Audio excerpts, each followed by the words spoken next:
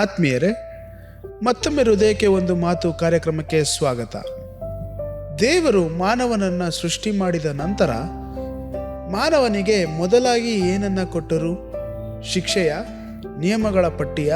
ಇಲ್ಲ ಪ್ರಿಯರೇ, ದೇವರು ಕೊಟ್ಟದ್ದು ಕೆಲಸ, ದೇವರು ಕೊಟ್ಟದ್ದು ಸ್ವಾತಂತ್ರ್ಯ, ದೇವರು ಕೊಟ್ಟದ್ದು ನೈತಿಕ ಗಡಿ. ಇಂದು ನಾವು ಆರಿಸಿಕೊಂಡಿರುವಂಥ ವೇದ ಭಾಗ ಆದಿಕಾಂಡ 2ನೇ ಅಧ್ಯಾಯ 15ನೇ ವಚನದಿಂದ 17ನೇ ವಚನದವರೆಗೆ. ಈ ವಾಕ್ಯಗಳಲ್ಲಿ ನಾವು ಇದನ್ನು ಓದುತ್ತೇವೆ. ದೇವರು ಮಾನವನನ್ನು ಏದೇನ್ ತೋಟದಲ್ಲಿ ಇಟ್ಟರು. ಆ ಏದೇನ್ ತೋಟವನ್ನು ಕೃಷಿ ಮಾಡುವುದಕ್ಕೂ ಕಾಪಾಡುವುದಕ್ಕೂ ಆ ತೋಟದಲ್ಲಿ ನೇಮಿಸಿದರು. ನಂತರ ದೇವರು ಏನು ಮಾಡಿದರು ಗೊತ್ತಾ? ಮಾನವನಿಗೆ ಒಂದು ಸ್ಪಷ್ಟ ಆಜ್ಞೆಯನ್ನು ನೀಡಿದರು. ನೀನು ತೋಟದ ಎಲ್ಲ ಮರಗಳಿಂದ ತಿನ್ನಬಹುದು, ಆದರೆ ಒಳ್ಳೆಯದು ಕೆಟ್ಟದು ತಿಳಿಯುವ ಮರದಿಂದ ತಿನ್ನಬಾರದು ಎನ್ನುವಂಥ ಆಜ್ಞೆಯನ್ನು ದೇವರು ಅವನ ಮುಂದೆ ಇಟ್ಟರು. ಇದು ಒಂದು ಗಂಭೀರವಾದಂಥ ಒಂದು ಮಾತು ಪ್ರಿಯರೇ. ಯಾಕೆಂಬುದಾಗಿ ನೋಡುವಾಗ ಸತ್ಯವೇದ ಹೇಳುತ್ತದೆ, ತಿಂದ ದಿನವೇ ಮರಣ ಉಂಟಾಗುತ್ತದೆ ಎಂಬುದಾಗಿ ದೇವರು ಆದಾಮನಿಗೆ, ಮಾನವನಿಗೆ ಕೊಟ್ಟಿರುವಂಥ ಒಂದು ಮಾತಾಗಿದೆ. ಈ ಪಾಠದಲ್ಲಿ 3 ಕೇಂದ್ರ ಅಂಶಗಳನ್ನು ನಾವು ನೋಡಿಕೊಳ್ಳೋಣ. ಮೊದಲನೇದಾಗಿ, ಕೆಲಸ ಅನ್ನುವಂಥದ್ದು ಶಾಪವಲ್ಲ, ಅದು ಸೃಷ್ಟಿಯ ಒಂದು ಭಾಗವಾಗಿತ್ತು. ಅಂದರೆ ಇಲ್ಲಿ ಗಮನಿಸಿದರೆ ಪಾಠ ಹೇಳುತ್ತದೆ, ದೇವರು ಮಾನವನನ್ನು ತೋಟದಲ್ಲಿ ಕೆಲಸ ಮಾಡುವುದಕ್ಕೋಸ್ಕರ ಇಟ್ಟರು ಎಂಬುದಾಗಿ. ಮತ್ತು ಇದು ಯಾವಾಗ ನಡೀತು ಎಂಬುದಾಗಿ ನಾವು ನೋಡುವಾಗ, ಇದು ಪಾಪಕ್ಕಿಂತ ಮುಂಚೆ. ಅಂದರೆ ಅರ್ಥ, ಕೆಲಸ ಬಂದ್ಬಿಟ್ಟು ಒಂದು ಶಾಪವಾಗಿರಲಿಲ್ಲ. ದುಡಿತ ಎನ್ನುವಂಥದ್ದು ದೇವರ ಒಂದು ಶಿಕ್ಷೆ ಅಲ್ಲ, ಅದು ದೇವರ ಒಂದು ವಿನ್ಯಾಸವಾಗಿದೆ. ಕೃಷಿ ಮಾಡುವುದು ಅನ್ನುವಾಗ ಇದು ಉತ್ಪಾದನೆ ಮಾಡುವ ಒಂದು ಸಂಕೇತ. ಕಾಪಾಡುವುದು ಅನ್ನುವಾಗ ಅದು ಸಂರಕ್ಷಿಸುವ ಒಂದು ಸಂಕೇತ. ಅಂದರೆ ಮಾನವನಿಗೆ ಕೊಟ್ಟಿದ್ದಂಥ ಕೆಲಸ ಉತ್ಪಾದನೆ ಮಾಡುವಂಥದ್ದು, ಸಂರಕ್ಷಿಸುವಂಥದ್ದಾಗಿದೆ ಎಂಬುದಾಗಿ ನಾವು ನೋಡಬಹುದು ಪ್ರಿಯರೇ. ಹಾಗಾದರೆ ಇದನ್ನು ನೆನಪಿಟ್ಟುಕೊಳ್ಳೋಣ.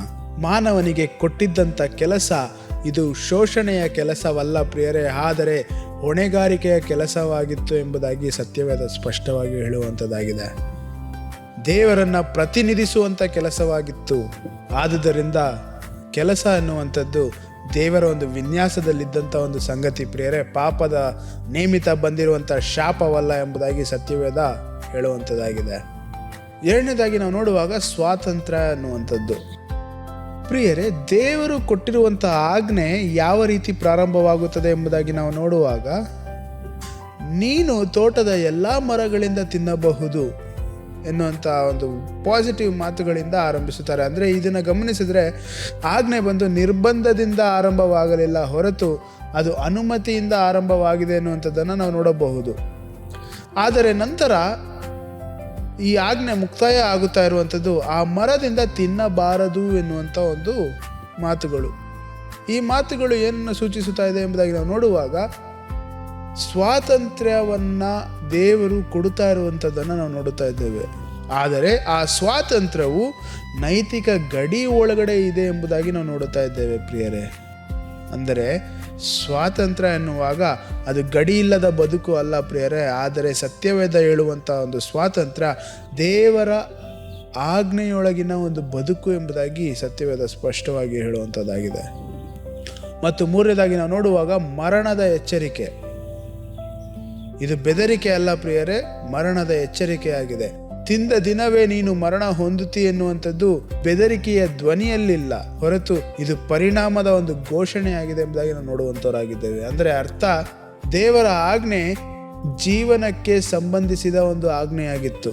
ಅವಿಧೇಯತೆ ಎನ್ನುವಂಥದ್ದು ಜೀವಕ್ಕೆ ಅಪಾಯ ತರುವಂಥ ಒಂದು ಸನ್ನಿವೇಶದಲ್ಲಿತ್ತು.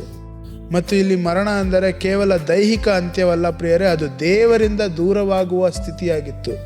ಹೀಗಿರುವಾಗ ಮಾನವನು ಏನನ್ನ ಆಯ್ಕೆ ಮಾಡಿಕೊಂಡನು? ವಿಧೇಯತ್ವವನ್ನು ಅಥವಾ ಅವಿಧೇಯತ್ವವನ್ನು ಮುಂದೆ ಬರುವಂಥ ದಿನಗಳಲ್ಲಿ ನಾವು ನೋಡಿಕೊಳ್ಳೋಣ. ಹಾಗಾದರೆ ಈ ಭಾಗವು ನಮಗೆ ಕಲಿಸುವಂಥ ಸತ್ಯಗಳು. ದೇವರು ಕೆಲಸ ಮಾಡುವಂಥ ಮಾನವರನ್ನು ಆಶೀರ್ವದಿಸುತ್ತಾರೆ, ಬಯಸುತ್ತಾರೆ. ದೇವರು ಸ್ವಾತಂತ್ರ್ಯ ನೀಡುವ ದೇವರಾಗಿದ್ದಾರೆ. ಅದಲ್ಲದೆ ದೇವರು ನೈತಿಕ ಗಡಿಯನ್ನು ಹಾಕುವಂಥ ದೇವರು ಸಹ ಆಗಿದ್ದಾರೆ. ಈ ಪಾಠದಿಂದ ಒಂದು ಪ್ರಾಮುಖ್ಯವಾಗಿರುವಂಥ ಸತ್ಯ ಎಂಬುದಾಗಿ ಕೇಳಿದರೆ ಅದು ದೇವರ ಆಜ್ಞೆ ಮಾನವನ ಹಿತಕ್ಕಾಗಿ ಬಂದಂಥ ಒಂದು ಆಜ್ಞೆಯಾಗಿತ್ತು. ಹಾಗಾದರೆ ಇಂದು ಸತ್ಯವೇದದಿಂದ ಬರುವಂಥ ವಾಗ್ದಾನ ದೇವರ ಆಜ್ಞೆಯೊಳಗಿನ ಬದುಕು ಸುರಕ್ಷಿತ ಬದುಕಾಗಿದೆ. ದೇವರು ನಿಮ್ಮನ್ನು ನನ್ನನ್ನು ಬಂಧಿಸಲು ಆಜ್ಞೆಯನ್ನು ಕೊಡಲಿಲ್ಲ, ಹೊರತು ಉಳಿಸಲು ಆಜ್ಞೆಯನ್ನು ಕೊಟ್ಟಿದ್ದಾರೆ ಎಂಬುದನ್ನು ನಾವು ನೆನಪು ಮಾಡಿಕೊಳ್ಳಬೇಕು. ಹಾಗಾದರೆ ನಾವು ಪಾಲಿಸಬೇಕಾಗಿರುವಂಥ ಒಂದು ಆಜ್ಞೆ, ದೇವರ ಗಡಿಗಳನ್ನು ನಾವು ಗೌರವಿಸಬೇಕು ಪ್ರಿಯರೇ. ದೇವರ ಆಜ್ಞೆಯನ್ನು ಶತ್ರುವಾಗಿ ನಾವು ನೋಡದೆ, ಅದನ್ನು ಅನುಮಾನಿಸದೆ, ನಾವು ಜೀವದ ಒಂದು ಮಾರ್ಗವಾಗಿದೆ ಎಂಬುದಾಗಿ ಅದನ್ನು ಪಾಲಿಸಬೇಕು ಪ್ರಿಯರೇ. ಇಂದು ಇದನ್ನು ನೆನಪಿಟ್ಟುಕೊಳ್ಳೋಣ. ದೇವರು ಕೆಲಸ ಕೊಟ್ಟರು, ದೇವರು ಗಡಿ ಕೊಟ್ಟರು, ಎರಡೂ ಮಾನವನ ಹಿತಕ್ಕಾಗಿ ಕೊಟ್ಟರು. ನಾಳೆ ಮತ್ತೆ ಭೇಟಿಯಾಗೋಣ. ಅಲ್ಲಿಯವರೆಗೆ ದೇವರ ಆಜ್ಞೆಯೊಳಗಿನ ಜೀವನ ನಿಮ್ಮದಾಗಿರಲಿ. ಆಮೆನ್.